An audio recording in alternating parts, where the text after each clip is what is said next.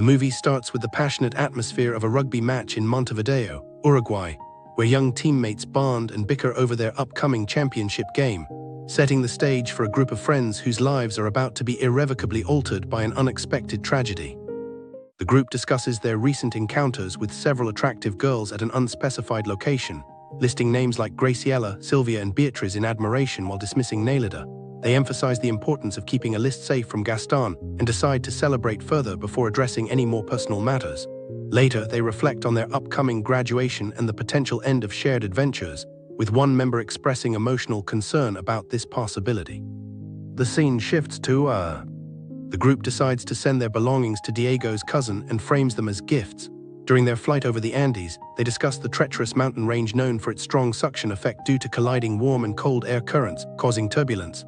Captain General Carlos Pease addresses the passengers with a warning to fasten seat belts before landing in Santiago, Chile, while one passenger, likely Javier, struggles with fear as the plane approaches the. Roberto, a medical student, arrives to assist the survivors of a plane crash in the mountains.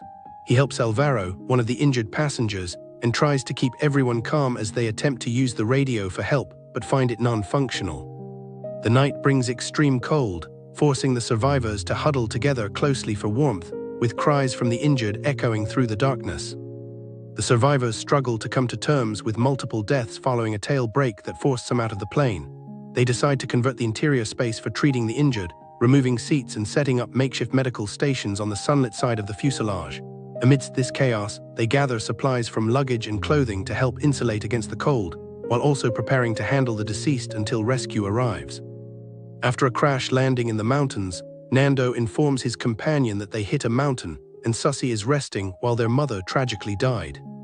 The survivors discuss being spotted by search planes, but not receiving any aid due to the risk of food sinking into the snow. They bring the wounded to a safer area, emphasizing the need for faith despite the harsh reality of their situation, with older members like Nando taking responsibility to shield younger survivors from despair. The survivors are running out of time and resources, with one member warning that they have only 3 days without food, a dire situation exacerbated by their high-altitude location, where the cold climate accelerates calorie depletion. Roque's advice about searching for batteries in the plane's tail to power up their radio is met with urgency as Numa struggles to keep up, highlighting the physical toll of starvation and exposure. The group faces a grim reality as they contemplate survival. Marcelo and his companions are starving after 7 days without food, discussing desperate measures to survive. Roberto suggests eating human flesh available outside, causing tension among the group over morality and legality. As they argue, Susana collapses, unable to breathe, prompting urgent attempts by others to help her. The narrator begins by addressing someone off-screen, describing their situation 8 days after a plane crash in a remote mountainous area surrounded by peaks and a distant frozen lake. Among the 27 survivors, one of them, Moncho, experiences severe anxiety and distress, struggling to breathe and insisting on leaving despite the dangers outside. Later, as desperation sets in due to dwindling resources, the group solemnly discusses eating human flesh for survival if someone dies. Daniel confronts Koch with a stern expression as they discuss the grim task of dealing with the bodies among the survivors, highlighting Fido's role in selecting which corpses will be dissected to prevent further mental distress. The group who abstains from eating watches the sky for signs of rescue while others work on adjusting an antenna higher using wire and poles. Amidst these activities, a radio is discovered but needs repair. Meanwhile, Numa faces pressure to eat. The survivors venture into the mountains without any prior planning to search for the tail of the plane and locate batteries needed to fix their radio. Alongside them is Daniel Shaw, Fido's cousin who was ejected from the aircraft mid-flight. As night approaches, they struggle through deep snow caused by melting ice, barely managing to keep moving before being trapped by darkness. Meanwhile, Numa recounts seeing nothing but mountains covered in snow in every direction when he and others. The survivors face harsh conditions as they struggle to see past an icy wall that blocks their path to Chile. Despite the challenges, Nando remains determined, training daily with the hope of reaching the green valleys beyond the mountain. Amidst the cold and despair, moments of camaraderie shine through, such as when Vasco encourages a reluctant friend to venture out into the storm, and Coco shares a heartfelt wish for his mother's birthday while holding on to his companion. Roy and others frantically dig through snow to rescue trapped companions, calling out names like Fido, Tintin, Liliana, and Numa with urgent encouragement. Amidst the chaos, Liliana is found but she has stopped breathing, leading to grim realizations about casualties including Diego, Roque, Maspons, Coco, Enrique, Juan Carlos, and Marcelo. The survivors find a moment of relief as they assess their dire situation under potentially the entire mountain's worth of snow, with the survivors struggle with their dire situation, their hunger becoming unbearable as they approach day 18 of being buried. The group faces a grim reality when the meat they have been consuming starts to take on personal significance, making it harder for them to continue eating it without names or faces attached. Tensions rise as one member, Numa, becomes increasingly agitated and demands to be freed from their confinement, prompting others like Roberto to urge survival above all else. After days of being buried underground, the survivors finally see the sky and feel the sun's warmth, celebrating their miraculous survival. Moncho emerges first due to his smaller size, followed by others who express joy at seeing familiar faces like Margarita. Amidst this relief, Numa struggles with his leg injury while Archero reflects on faith, acknowledging a different kind of belief in the actions and resilience of his fellow survivors rather than traditional religious doctrine. The group debates their next move, with Archero and Numa insisting they wait until November 15th when temperatures rise and the risk of storms decreases. Despite initial reluctance from some members who feel impatient about waiting around for 2 weeks, the team agrees to prepare thoroughly before venturing out further. As days pass, Archero falls gravely ill, prompting Roberto and others to carry him downhill towards Argentina in a desperate bid to find help dawning. Roberto and others find Numa injured and decide to return for help, while one heads back alone towards the plane.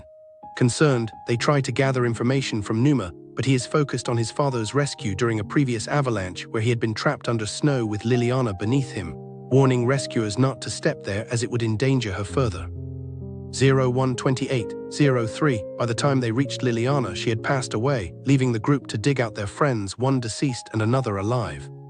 Amidst this tragedy, the narrator held on to Liliana tightly, feeling a profound love that gave them purpose to return to their children with hope rather than despair.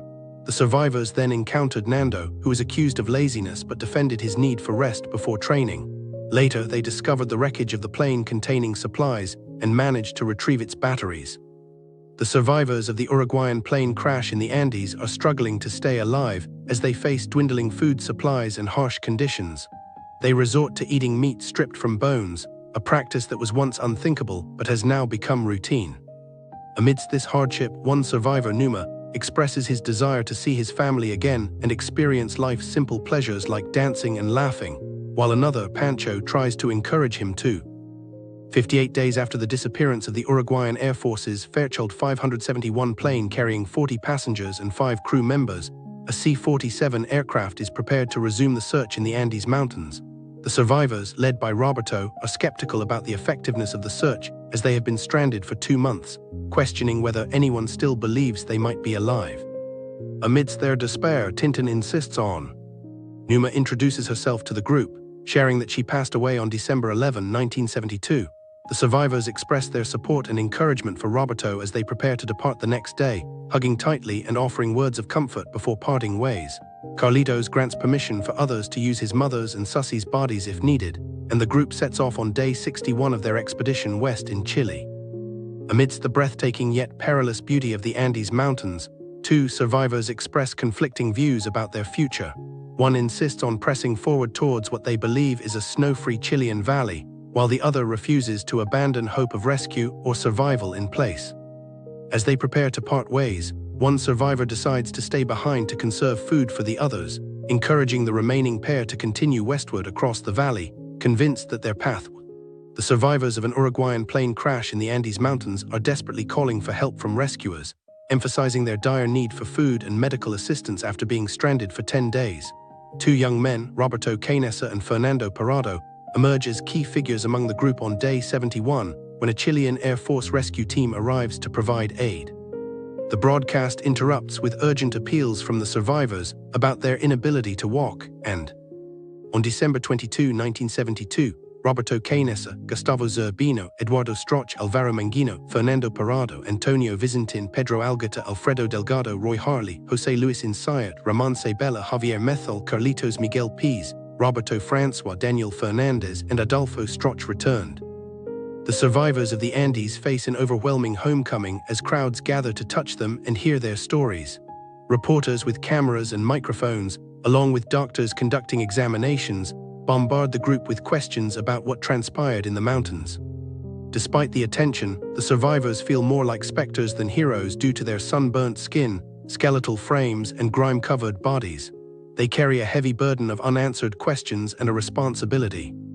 As the final credits roll over a hauntingly silent landscape, the protagonist's solitary figure fades into the horizon, leaving behind a world forever changed by their sacrifice, and the movie ends with an enduring silence that speaks volumes of loss and hope.